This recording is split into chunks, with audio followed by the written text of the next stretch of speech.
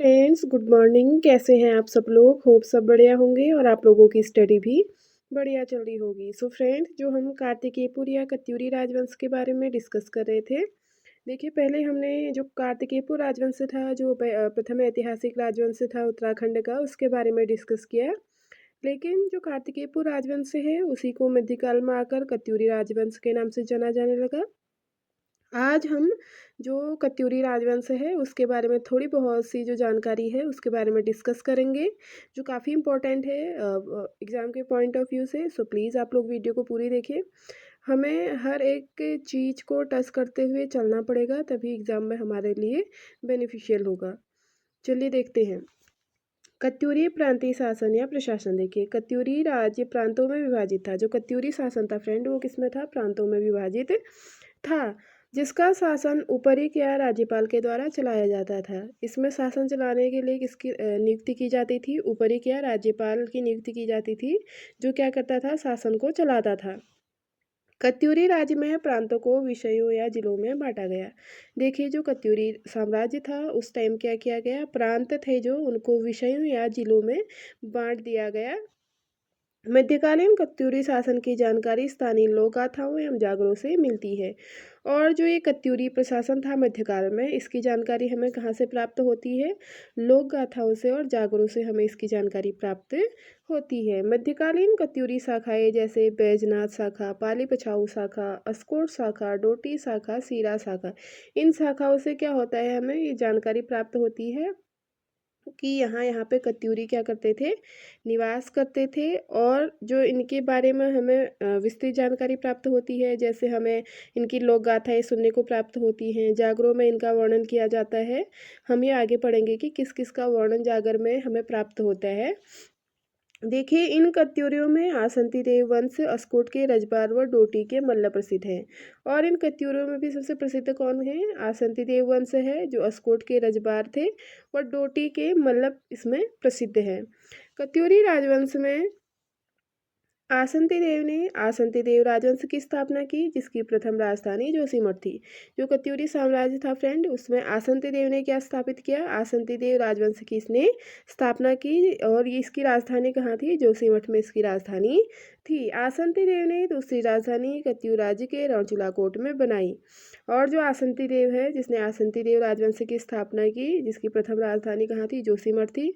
और इन्होंने ही अपनी दूसरी राजधानी कहाँ बनाई? रणचूला कोट में बनाई। जोशीमठ से प्राप्त हस्तलिखित ग्रंथ गुरु पादुका में अशांति देव के बाद क्रमशः बासंती राई और गोरा राई नाम प्रसिद्ध है। देखिए, जो जोशीमठ के हस्तलिखित ग्रंथ हैं, हमने देखा कि इनकी जो जानकारी हमें लोक गाथाओं से और जागरों से मिलती है।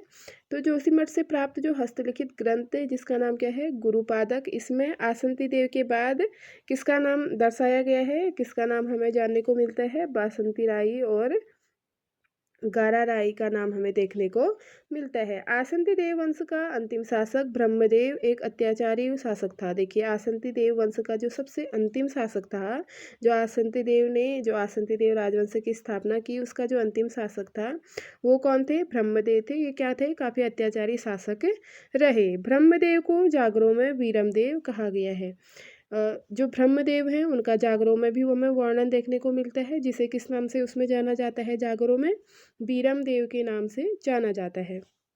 जिया रानी की लोक गाथा के अनुसार तैमूर लंग ने हरिद्वार पर आक्रमण किया और ब्रह्मदेव तैमूर लंग का सामना करते हुए युद्ध में मारा गया। देखिए, जो जिया रानी की लोक गाथा है, उसमें हमें देखने को पढ़ने को मिलता है कि जो तैमूर लंग थे, उन्होंने हरिद्वार पर क्या किया था? आक्रमण किया था। और इसी आक्रमण में ब्रह्मदेव क्या हो जाता है? मारा जाता है। जो तैमूर लंग ने आक्रमण किया था उसमें क्या होती है? ब्रह्मदेव की मृत्यु हो जाती है। कत्यूरी राजाओं में प्रीतम देव या पिथौरा शाही व धामदेव या दुला शाही का वर्णन भी मिलता है। देखिए, जो कत्यूरी शासक है, इसमें हमें क्या देखने को मिलता है? प्रीतम देव या पिथौरा शाही के नाम से भी इसको जाना जाता है। धामदेव या दुला शाही का वर्णन हमें देखने को मिलता है। प्रीतम देव को राजा पिथौरा कहा जाता था। जो प्रीतम देव थे उनको राजा पिथौरा भी कहा जाता था और इन्हें पिथौरागढ़ का संस्थापक भी माना जाता है। देखिए जो कत्यूरी शासक है प्रीतम देव, जिसको राजा पिथौरा शाही या पिथौरा भी कहा जाता है, इन्हीं को क्या माना जाता है, पिथौरागढ़ जो जिला है उसका संस्थापक माना जाता है। कत्यूरी नरेश धामदेव के पास छमुना पातर नामक नृत्यांगना थी। देखिए जो एक कत्यूरी नरेश है धामदेव, इनके पास एक छमुना पात्र नामक क्या थी, नृत्यांगना थी। धामदेव के दो पुत्र मालूशाही व लाडमे शाही हुए। देखिए जो क्या है, धामदेव हैं, इनके दो पुत्र हुए मालूशाही व लाडमे शाही। बैराठ या चौखुटिया के राजा मालूशाही व दारमा की शौक्याणी राजूला की प्रणय गाथा कुमाऊं में प्रसिद्ध है। देखिए जो क्या है, प्रणय गाथा का मतलब होता है फ्रेंड्स प्रेम गाथा। जो क्या थे हमारे मालूशाही थे दारमा के, और मालूशाही राजा मालूशाही चौखुटिया के, वो दारमा की शौक्याणी राजुला की प्रणय गाथा कुमाऊं में प्रसिद्ध है। आप लोगों ने सुना होगा राजुला और मालूशाही की प्रेम कहानी। प्रणय मीन्स होता है प्रेम गाथा। देखिए धामदेव के बाद ब्रह्मदेव का नाम आता है, जिसे अंतिम कत्यूरी शासक माना जाता है। धामदेव के बाद फिर किसका नाम आता है, ब्रह्मदेव का नाम आता है, जिसे क्या माना जाता है, अंतिम कत्यूरी शासक माना जाता है। कत्यूरी राजाओं की उपाधि रजबार थी। जो कत्यूरी राजा थे फ्रेंड, उनकी उपाधि क्या थी, रजबार इनकी उपाधि थी। जो कत्यूरी थे वो मूलतः कहाँ के माने जाते हैं, वो राजस्थान के माने जाते हैं। देखिए ये बहुत कम टॉपिक है लेकिन ये काफ़ी इम्पोर्टेंट है। यहाँ से पूछा जाता है राजूला मालूशाही के बारे में पूछा जाता है कि ये कहाँ के थे, तो चौखुटिया के हमारे कौन थे, मालूशाही थे। और वो कहाँ की थी, मालूशाही थी दारमा की शौक्याणी। इन दोनों का क्या है, प्रणय गाथा है। ये किसके पुत्र थे, जो हमारे मालूशाही हैं ये धामदेव के पुत्र थे। ये छोटी छोटी जो ऐसे टॉपिक हैं ये एज एग्जाम के पॉइंट ऑफ व्यू से काफ़ी इम्पोर्टेंट है। सो प्लीज़ आप लोग वीडियो को पूरी देखिए और आप लोग नोट्स ज़रूर से बना लीजिएगा। ये काफ़ी इम्पोर्टेंट टॉपिक है।